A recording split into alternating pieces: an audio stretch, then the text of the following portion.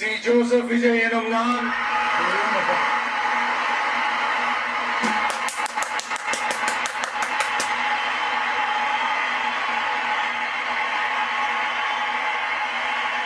சட்டப்படி அமைக்கப்பெற்ற